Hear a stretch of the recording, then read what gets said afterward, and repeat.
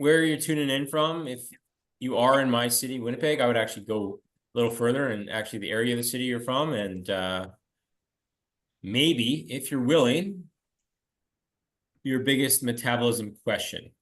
So I've already got the curriculum built out, but hopefully we'll answer some of them and I can certainly tailor that to how I present the next half hour or so. New Jersey representing Brandon, Winnipeg. There you go, James. Following the assignment. What part of Winnipeg? Fort Garry, Tammy. Stuff. So yeah, I think we capped registration at 100. Generally speaking, when you do something like this, half the people do not attend live for various reasons and jump on the replay. So we are recording this. And we've got what?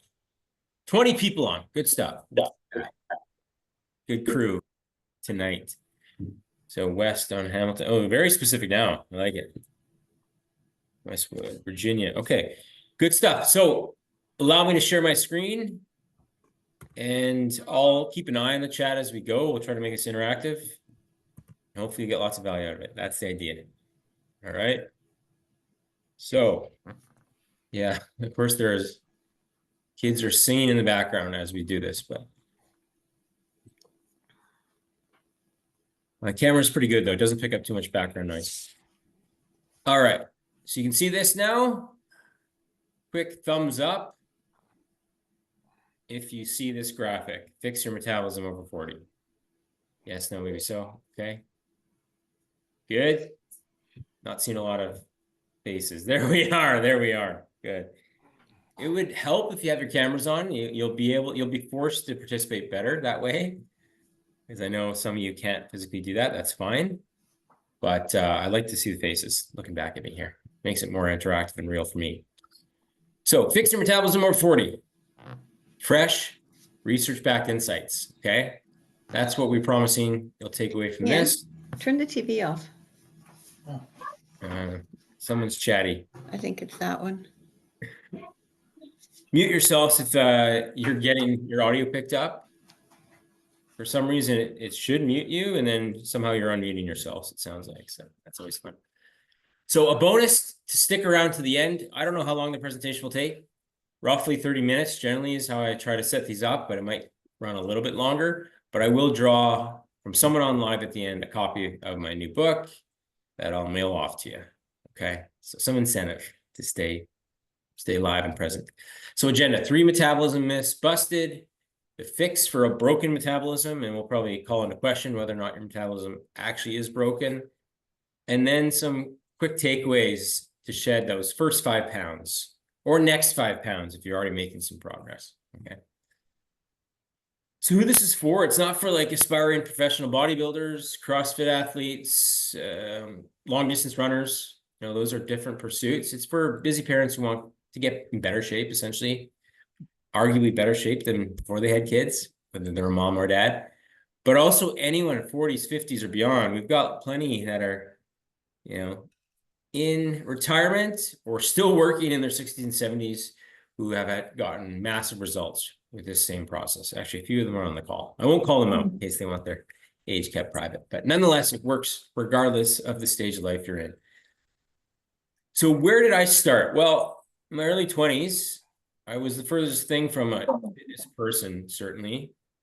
I didn't, one sec, we got more. Mute yourselves, guys, because I can hear you still. I'm not going to call you by name, but it should allow you to mute just so it doesn't record your screen is the idea. So 260 pounds coming out of high school. Didn't have much aspirations to get fit. I did play some hockey back in the day, but I had quit by that point. So I packed on the pounds playing video games. And so how did we get here? Well, I'm not going to go deep into that backstory. A lot of you guys know who I am.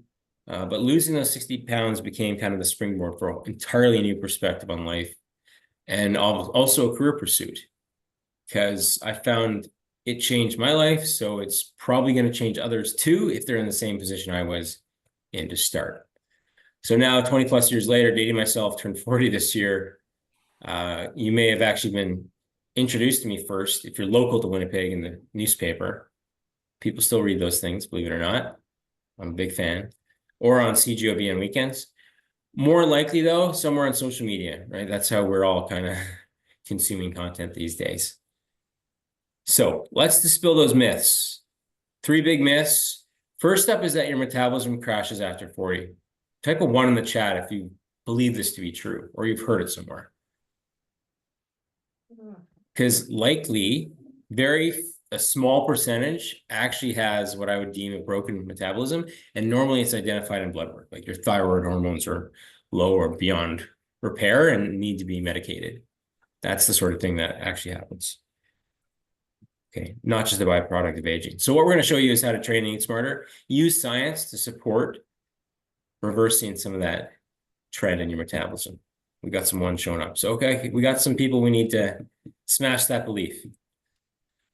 Here's how metabolism works in literally 30 seconds. The larger you are, the more calories you need to sustain your body. So actually on paper, your metabolism is faster.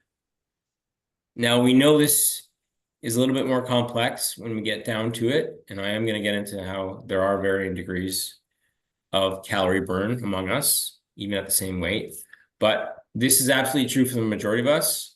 The heavier you are, the more calories you can eat and still lose weight.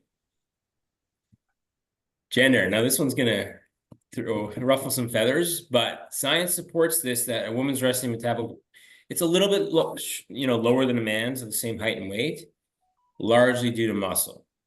Why is there a bigger gap than why your husband loses 3 pounds on the same plan as you in a week and your weight is flat? Likely he's just a bigger body, so 3 pounds percentage-wise is a smaller percentage than you losing a pound or 2, right? We'll get into that in a sec. So very minor difference just based off gender alone. Then you have the mass that isn't body fat or muscle, and they all require calories. Your brain needs a lot of calories to function optimally. Same with your heart, intestines. So this is all part of your resting metabolic rate. Okay. Now age plays a small role, but less and less. There was research done recently between the ages of 30 and 60. No major difference in metabolism decade to decade. What was causing the down regulation of metabolism was lower activity levels and a loss of muscle mass. So if you can reverse those 2 trends, your metabolism can fire on all cylinders. All right. Good. Just keep yourself muted if you can. Just hear the odd bit of feedback. All right. So one thing that happens that we need to, especially if you fall into the thrifty metabolism, where some people who eat more naturally move more, and some don't. Some don't magic erase their extra calories, they just sit more. So you have to get in the mindset of, okay, I want to be a spendthrift metabolism, whereas when I eat more, I burn more or burn as much to kind of negate that. And a lot of it comes down to just being that person that's more active by default.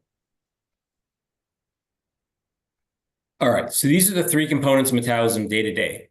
Your resting metabolism, we already talked about that, like your body weight, your heart, etc.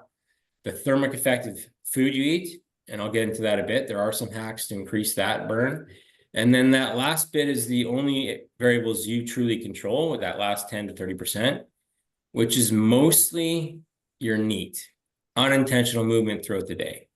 What you burn in intentional exercise doesn't really move the needle. Like none of us are in the gym for 2 hours at a time. Unless you're Michael Phelps. So this is the best example I can use of how to kind of hack that last 30%. Unfortunately, if you're not a roofer, you've got to kind of build in activity throughout your day. But this is 2 examples of someone who works a desk job versus a roofer. And there's a 600 calorie difference in how much calories they need burn per day, right? So that makes a massive difference. That means the roofer can diet on a lot more calories, have an easier time with things.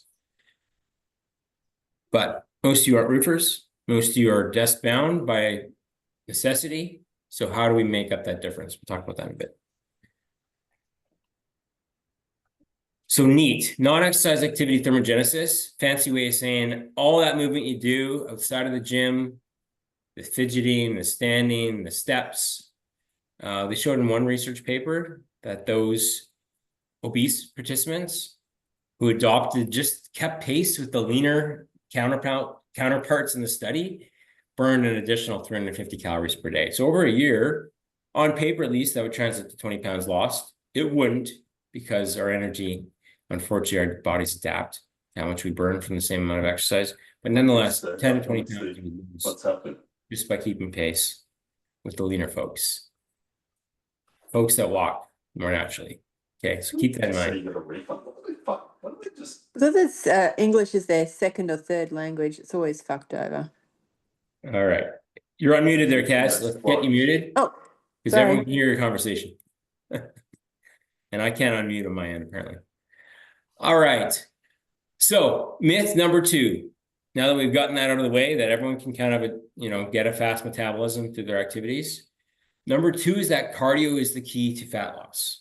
It plays a role, don't get me wrong, but a lot of our improving our metabolism is building up, not breaking down. All right. So what does that mean? We want to build a machine that runs hot, at rest, burns more calories. And this is more about the index fund of fitness, where strength training doesn't have an immediate payoff. But over time, if you add 10 muscles to your frame, you're burning 200-300 calories more per day than you would have been a year ago, or if you had lost even more muscle. So here's some research on this where they split up 2 groups. It was only 20 people at the end of the day, but super low calorie diet, 800 calories, would not recommend. One group added cardio to that, a daily run, I believe, and the other group weight trained. And after 12 weeks, they both lost similar amounts of body fat. So that was like, oh, good. The cardio group was celebrating on the scale because it looked like they had lost a lot more. But when they did DEXA scans, the cardio group had lost 9 pounds of lean mass, so water, muscle, bone, of those whatever pounds they lost total. So they were no better off than they started. They had lost as much muscle, I think it was arguably more muscle than fat, in those 12 weeks. So yes, much lighter on the scale, but no, body fat percentage is largely the same, and you're in a position to rebound bad, right? Because you've crashed. Whereas the resistance training group gained 2 pounds of muscle alongside the fat loss. So that's really the rationale behind weight training, is you're going to preserve muscle, keeps your metabolism revved. You're going to have a lot easier time with things, maintaining your fat loss once you're done. Now, this one's a bit of a hot button topic, but you shouldn't necessarily fast your way fit either. There's a time and place maybe for it in spurts, but particularly women, it's detrimental. Like, you can go into a workout fasted and not get a whole lot of benefit from that workout, because your body sacrifices lean mass a lot easier than it does for men. Okay. So if you're a big fasting fan, if it works for you, awesome. I would just caution against it. In most cases, it does more harm than good. All right. Wake up. We're getting there. Myth 3, long, sweaty workouts are the only way. And this is sort of a badge of honor in our society, right? That if you don't crawl out of the gym feeling like you were absolutely killed, it wasn't a productive workout, or it doesn't count. But those workouts don't necessarily focus on muscle maintenance. And again, like we talked about earlier, that's so important to not only the finished product, but keeping your metabolism revved. Okay. So I'm a fan of HIIT and circuits. They have their place, but if that's your only form of resistance training, that's not actually resistance training, right? Strength can get lost, muscle can get burned. You do lose weight, but you don't necessarily look any leaner, because again, we're sacrificing lean mass. Even if we're lifting weights, but it's in a fast fashion without a deliberate attempt to get stronger, have enough reps and sets per week, and work on progressive overload, right? And we'll talk about how that works. All right. So I share Lacey just because she was circuit training face off before we started, to 3 days a week strength training in conjunction with nutrition, right? And same with Brett. He was big on Orange Theory, sweating through his shirt, and didn't sweat through his shirt with us, but clearly had some really good body art recomposition change. Why? Nutrition, weight training, and then all those variables outside of the gym. You can't tone bone, essentially, or fat. You've got to build muscle. Man or woman, you're not going to develop an Adam's apple from lifting some weights. I promise you, it's going to serve you so well going forward. So that's the big message to take away from this part. All right. And then the last one, then we'll get to your questions here, is the belief that you have to cut carbs. And maybe a lower carb diet works for some, but it's not the first choice. You end up with too many foods off limits. And anytime you go somewhere social, you have to feel like you can't have this, that, or the other thing. It becomes really hard to stick to. And that's why compliance is bad over the long run. I've been there myself. I did it the wrong way and didn't eat enough fiber. I ended up in the ER with a bowel obstruction back in 2008, before keto was even a cool thing. So I've been there, done that, guys. I promise you. All right. So a few real world examples. Obviously, this is pretty drastic over the course of a year, but she was keto before it was cool as well. And then we had her at 150 grams a day of carbs at the end here. Reverse dieting. James had the same shirt, but obviously filled it out differently. Again, also that carb phobia coming in. Now he has the odd donut. And there you go. 200 grams a day. So which one of these, before we move any further, like what was the one that you came into this call thinking for sure was a belief of yours? Maybe I've swayed you, maybe I've not, but please share in the chat 1, 2, or 3, or all, if all of these applied beforehand. Okay, we got 3. The carbs one is really commonplace. 1, 2. Good mix of all. Okay. P. I assume that's all. Nice, James. Okay, good. That's what I was hoping to see. That way I would challenge some of your beliefs. And now we're going to get into kind of the brass tacks of how to fix this for good going forward. Okay. Excellent. Thanks for sharing, guys. So what's the golden ticket? The fix for your metabolism. What is that? Well, the truth is, it boils down to what I call the big rocks and then the pebbles. We're going to get into the big rocks first. Probably stuff you've already heard. But until you get the foundation right, everything else crumbles. So the first piece to the puzzle is to obviously have a calorie-controlled diet if fat loss is your focus. But from a metabolism perspective, protein is the macro. That's the most metabolically active. So what that really means is it's just 30, as much as 30% of the calories from it simply don't count. Versus carbs and fats are under 10%. Fats like 1 to 3%. So because just think of like the meat sweats, right? You go to a Brazilian steakhouse and you're dripping sweat, like your body has to burn calories to break that food down. Okay. So that's why it's a real diet hack, but also it fits back into that metabolism chart I showed at the first page. The TEF, the thermic effect of eating. Protein, the more you can have of it within your calorie allotment, the more and better results you'll get. For this reason, primarily, it also serves a role in helping you preserve muscle, but for dieting purposes, fills you up, maintains muscle, and 30% of the calories don't count. Okay, keep that in mind. We already talked about this at length, but I continue to beat this horse because it's so critical that some of the time you spend exercising is building your body up, not just breaking it down. So we'll actually get into some principles of my weight training system here. Generally, most fall into 3 times a week. Unless you're super advanced or have some really crazy aspirations, that's going to serve you more than enough.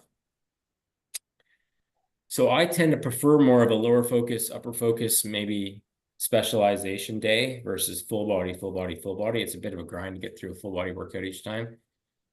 So what that looks like, you can screenshot this quick. I'm not going to get too much into this, but this is at least like a bird's eye view of what that might look like. Is a lower body focus Monday, upper body focus Wednesday, and then we sort of do more conditioning with full body movements on the Friday.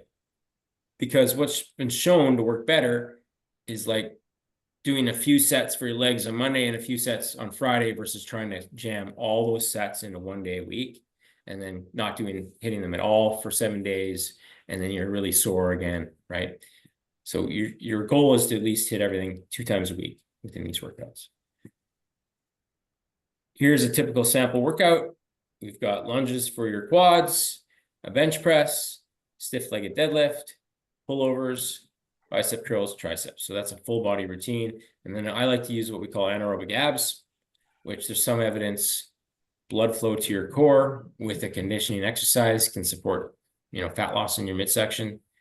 Don't run to the hills with that information. It's marginal difference. Diet still drives that bus, but you also get that conditioning aspect, which is obviously critical for our health, heart health.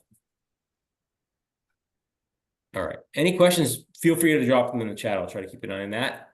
But essentially, an effective workout has enough volume to stimulate growth and tone. Generally speaking, that's about 10 sets per muscle group per week, spread out over 3 workouts. You do need to have some form of progressive overload, which means if you're doing 20-pound dumbbell curls, hopefully you're doing 25-pound dumbbell curls 2-3 months down the road. You're not making these massive jumps in weight increases once you get into the routine of things, but marginal increases, upping the reps and then eventually upping the weight. And then, like I spoke about, some conditioning core VO2 max work at the end for a bit of a sweat, but for benefits beyond that. All right. Principle 3, sleep and stress management. So this page is a lot of words. I couldn't get it down to any less.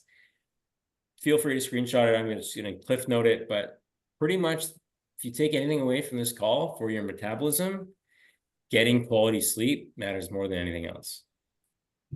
Higher risk of obesity, if you get fewer than 5 hours per night, it increases your odds like by 55%.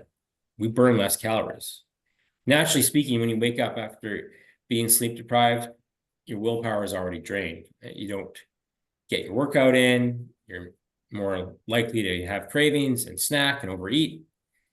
So it's just a cascade effect. If you make this a priority, we actually breathe out body fat while we sleep. It gets converted to carbon dioxide.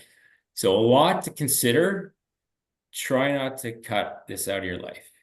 You're not going to be perfect. No one is, especially if you're in the stage of life where you've got kids, career, other responsibilities. To get 8 hours a night is a bit of a pipe dream, but to make it a priority to get in bed at the same set time, at least, 7 hours out from your alarm in the morning, it's going to serve you so well in so many areas, but absolutely from a metabolism perspective. Yeah. So hopefully I'm preaching to the choir with this one. The sleep when I'm dead mentality has sort of changed in perspective over the last few years, and that will continue as the science comes forward. Okay, so most of you guys know that you should be sleeping more, lifting weights, drinking your water, and eating more protein, right? All that stuff is so important. It's 80% of the game, but often I have to, it's part of my messaging, so I have to start there. But what else can you do? There are some things that are going to make a difference. Okay. Wyatt, secondary effects of sleep deprivation, is that what you mean? Yeah. It's not like one night is going to immediately lead to that, right? It's over time, like chronically being underslept. I like to track and be roughly 90 minutes of REM and 90 minutes of deep sleep. If you want to get really nerdy with it, you should be trying to get like a good range of all 3 sleep cycles. But when you've woken up feeling rested and when you haven't. You want more nights than not to feel like you're rested getting up in the morning. That's a good rule, though. Okay, sorry if you don't mind. Yeah. Do you mean it like all the like basically all your cravings and everything like that? Is that just an effect on willpower? Is that directly affecting your hormones? It's actually affecting your hormones. Yeah. Okay. Yeah. Like and then in terms of the weight gain that comes, it says an effect of your adjusted hormones, your increased likelihood of eating certain wrong foods and that. It's more likely the cascade effect, right? Because ghrelin, the hormone that regulates appetite, that gets haywire. Like leptin levels lower, that's what suppresses appetite. So you do have more desire to eat. It's like your body's in a state of desperation. So it creates a lot of bad things, but one of them is your appetite. Okay. And they've shown, like in research, those who are on the same diet and training plan, but sleep less than 6 hours a night, lose a higher percentage of muscle relative to fat versus those who get a full night's rest. So there is they don't really know for certain what causes it. I think it's more the downstream effects on our behaviors, but there looks like there might be some biological changes too that happen from it. So yeah, it's a 1-2 punch. Beauty. Thanks for the good question. Yeah.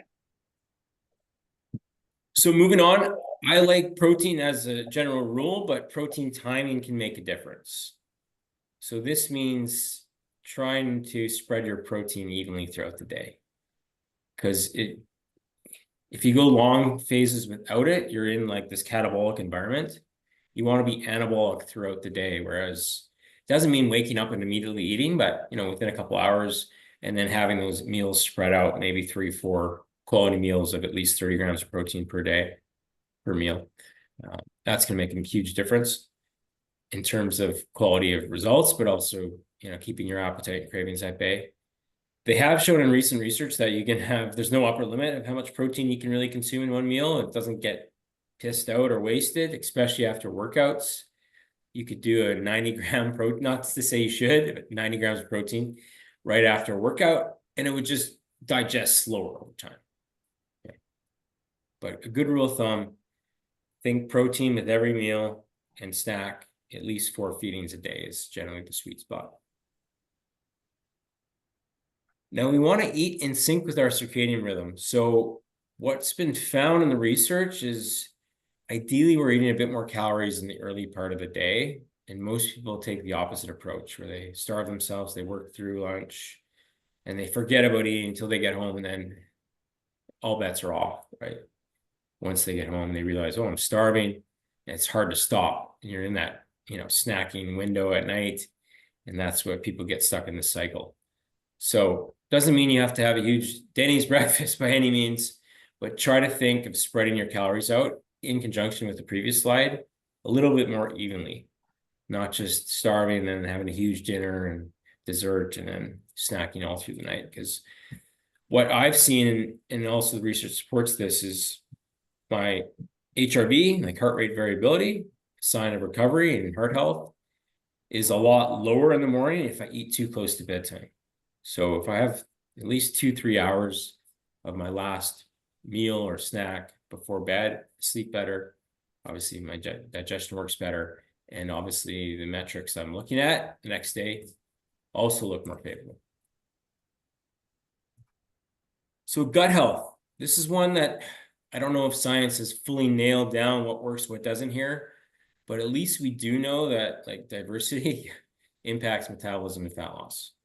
So that means trying to eat a good variety of whole foods, not just bombing your gut with fake sugars and processed foods, but hitting that fiber threshold of, roughly 30 grams a day, maybe mixing in some fermented foods, kefir, I believe is how you pronounce that one, kimchi, that kind of stuff, sauerkraut. What it does, it's more of a downstream effect down the road, but it can support appetite regulation. Obviously, gut health, we don't know the full extent, but we know what's important. And I think more and more science and research is going to come out in support of that. Especially if you had a bout of antibiotics, good and bad bacteria has been just bombed, right? So you want to try to build that back up. All right. Drop your questions as we go. We're rounding things out here. This one, again, speaks to the resistance training.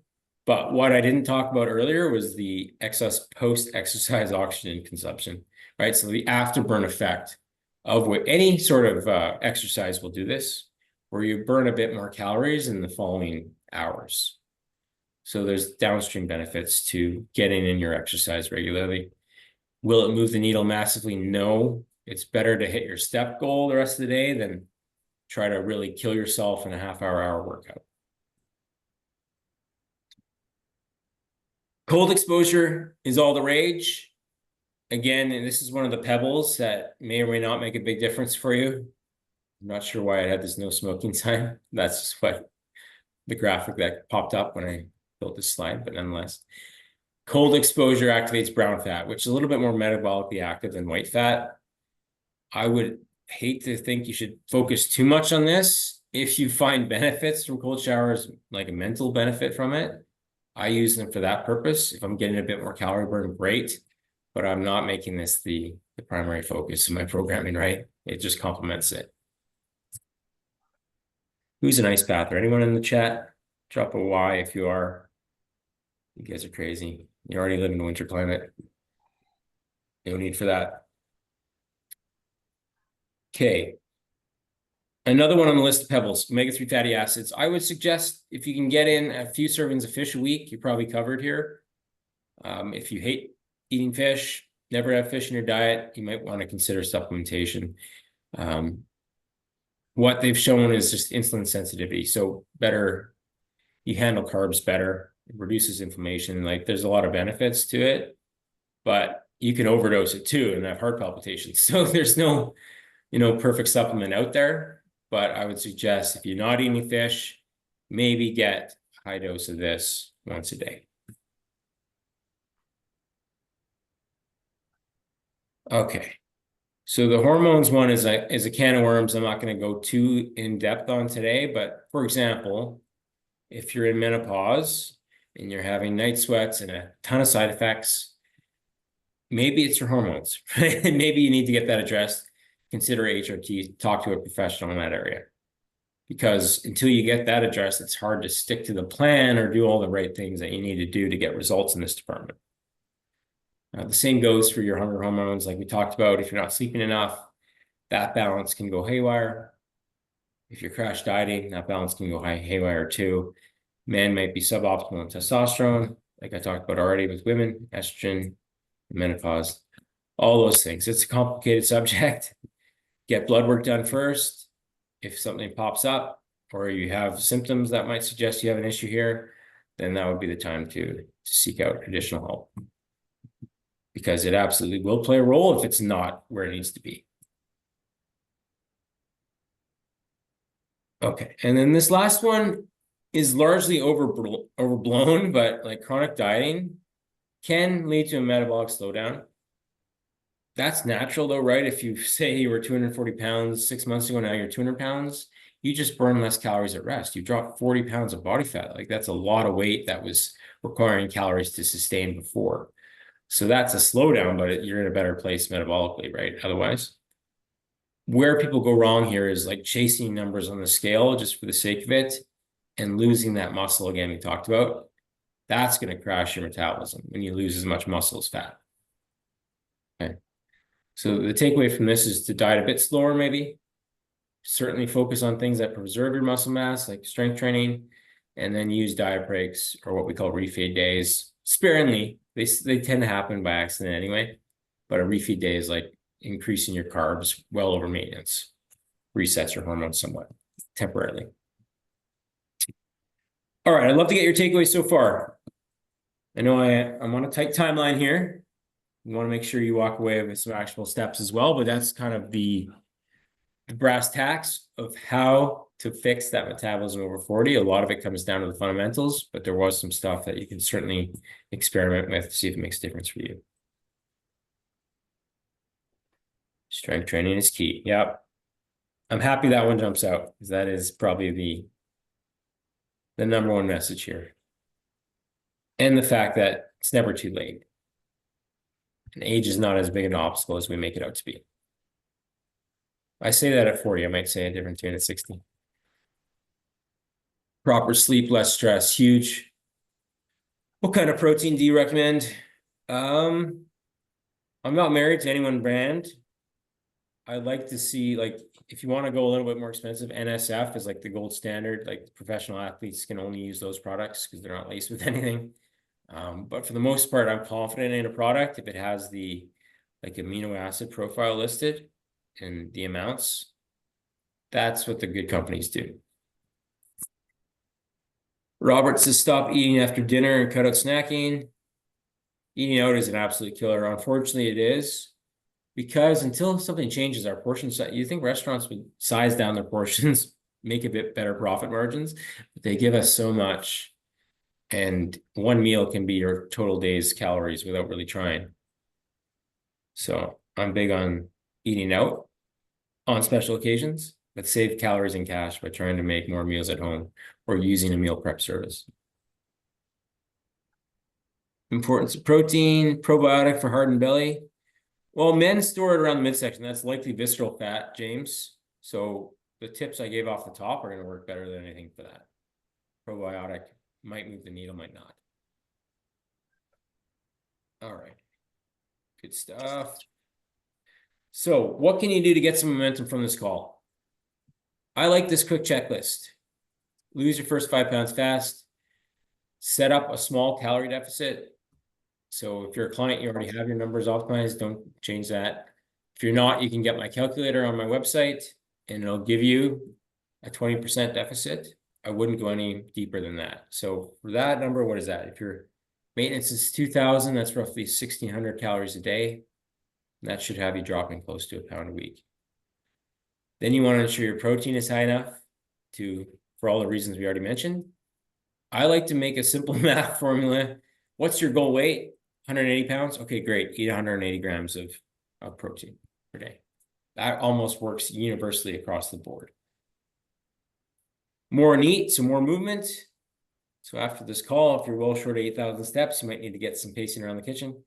Stay hydrated, strength train. And because I'm not a big fan of fasting, I still recommend it as a one-off, just to see how your body responds. It gets kind of a quick win. You embrace a little bit of hunger. It's a hard reset, and then you can really roll into these behavior changes. All right, quick question. If you didn't get at least $50 worth of value on the call, quietly leave. You don't need to swear at me on the way out. No harm done. But hopefully you've got some notes. You've taken some, yeah, excellent slides. Thank you, Ellen. The notes are going to be key because information is largely useless without implementation, right? I think nowadays we don't really have an information problem. People genuinely, well, for the most part, know at least the outline of what they should be doing, but doing it consistently is the challenge. And that's what we're going to kind of summarize this whole call today with, and then we'll have you on your way. So I know we're running late on time. So for those who are a member, I'd love for you to just share in the chat what's been kind of the biggest helpful piece to having a coach in your corner. Because I think that'll kind of help me point the direction of the remaining slides here. If you're not a member, I'm hoping I can share how we help you implement simply and effectively. So drop a yes in the chat. I'm going to go forward regardless, but I'd love to hear from you guys. And I like to offend with Bo Rat once in a while. He's the greatest character in movie history. So here are some examples of those who actually put skin in the game, got some coaching, got personalized support, and made massive sweeping changes. Of course, there's work involved here, right? But it saves you a lot of trial and error. So Megan, JR, he started last Christmas. So a full year in between photos, but 57 pounds. Yeah, Martha says someone to encourage and help you make adjustments when you feel like you're stuck. Yeah, and you'll feel like you're stuck at times, and then yet you look back and you've reached your goal weight, right, Martha? So there you go. Well, 0.8 pounds away. And that's how the process works. It's very easy to get in your head when you're by yourself and you make rash decisions that end up costing you. I already talked about Lacey. Ron got ripped. If that's what you're into, you can take it this far. I would suggest the sweet spot for most mere mortals is a little bit more body fat than this. It's a little bit more sustainable at that 15 to 20%. And the research shows your health is perfectly fine there too. Shane. Okay. I didn't know I had so many in here. I don't know if Doug's on the call. Can't see. He signed up, but he might not be. Nonetheless, he's a real person. I like to give examples of people who've done this at the ages where people think it's all for naught. Yes, she was over 50, over 60, 50. North of 60 here was Michelle. I think it was 68 pounds all told with between birthdays. And yes, we've had multiple members. Diane, I'll shout out you. You've done awesome. And this is Jim, north of 70. Okay, wow, I put a lot of pictures in there. Okay, so you get the idea, hopefully, that we do know what we're doing here. What we're going to give you the option of is just implementing this on your own or potentially booking in a chat with us to at least map out a plan. No harm done beyond that, right? But the question I always have and ask people is, if you followed a system that didn't force you to give up your favorite foods and you had to work out 30 times or 30 minutes, 3 times a week, could you be successful? That's the parameters. Type yes in the chat or type no in the chat if that's not your thing, because that's what I'm asking you to do. If you can't do that, I can't promise anything. Yeah, James, you're not a member. Tammy is a member. No, Tammy's not. Yes. Good stuff. Yeah, Martha, 56 and almost 55 pounds down. Yeah, you started last April with us. Okay, I didn't tell her, pay her to say that, but yeah, that summarizes what we're after here. I love it, Martha. Nice job. Less than a year, 55 pounds down. Beautiful. Okay, so how it looks on the inside is simply data-driven coaching, but with a real human behind the scenes. The Wizard of Oz here, pulling the strings to ensure you actually succeed. It's one thing to have a plan in an app, but it's another thing to have someone there with you to support you and give you that one-to-one guidance. So that's what it looks like. But we're checking in every week formally, coach in your pocket. What we've done in the last year is really gamified it with these points-based challenges. Those are a lot of fun and they bring out the best in people. And you just get better results, I find, when you're in a bit of a competitive environment. Collaborative, of course, everyone's on the same team. But to gamify the process, to get points for doing the things you know you need to do, you're more likely to do them. Now, if you have someone watching you, someone holding you accountable, you're more likely to do them again. And it's just layered on top of it. And that's what we have the before and after photos we do. It's not anything magical. Yeah, support calls, weekly calls like this, we all get together as a group, usually on a specific topic. And our promise is lose 3 inches off your belly in 3 months or we'll coach you for free. So the caveat with that is it's going to be a challenge. It takes effort, it takes a willingness to change and a commitment to do this long enough to actually see results. But it is possible. We people are sharing in the chat what's possible if you commit. I've actually helped over 1,500 people. I've got to update this slide now. And our promise is tied to a waist circumference because scale weight can be misleading.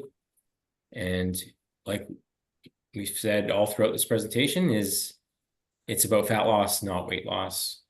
And too many programs fixate on the scale and you're losing a bunch of muscle unknowingly and not actually getting any better off.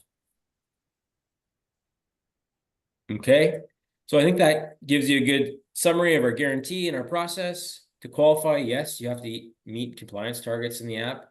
So it's really cut and dry. If you're doing the work, it's going to show. I can log into your app and say, oh, she's 80% compliant on this, 80% on that. Awesome. Boom. That's why she's getting the outcome she's getting. In terms of averages, when we've done before and after research on members, it varies widely based off your starting weight, but confident in saying, between 7 and 18% body fat percentage, which makes a huge difference in photos. And more sideways glances from the spouse, almost guaranteed. I can't guarantee that one. Depends on how they're wired, but it can't hurt, right? Awesome. And then we have guides, recipes, fast food cheat sheet, blah, blah, blah. So to finalize this, if you're on the call, you're not yet a member. If you'd like to hear about taking that first step, it's as simple as this. Just dropping into the chat. I'll put the link here to book in this consultation. Me and my coaches are not salespeople, so this is really just a get to know you call. We map out a roadmap using our system and then talk options if it makes sense to do so. Otherwise, hopefully you got enough out of the last 45 minutes on the dot. That's always my deadline to do this on your own. It might work. Chances are it might not as well, right? We end up, the DIY route seems cool on paper, but tends to cost us more money, time, and effort in the end. Just speaking from experience. All right. Any final questions on this? You do get this bonus for the call. And yes, everyone needs the reminders, Robert. I like it. So I do want to get this book sent off to somebody. So I'm going to have to ask you a question and just choose the most deserving answer. So again, what's the number one action you're going to take away from this call and implement tomorrow, if not tonight? The one thing that you learned tonight that you're actually going to put into place, because that'll be the first domino. And then I'm confident in saying you're going to be after it. More weight training, Janice. Not snacking, Robert. I like it. Number of steps. Weight training. Sleep. There you go, Wyatt. I like it. Those late night hockey games are killing you, man. Go to sleep after the call, Darren. Jeff has booked a call. There you go. Wow, we got an action taker. All right. On tonight. That's That's impressive. Good stuff. Way to lead the charge. Commitment to following through. Yes, big. That's where coaching comes in. Wink, wink. All right, we got some good ones. This is gonna be very hard. I'm gonna actually put them in the wheel of names very quickly.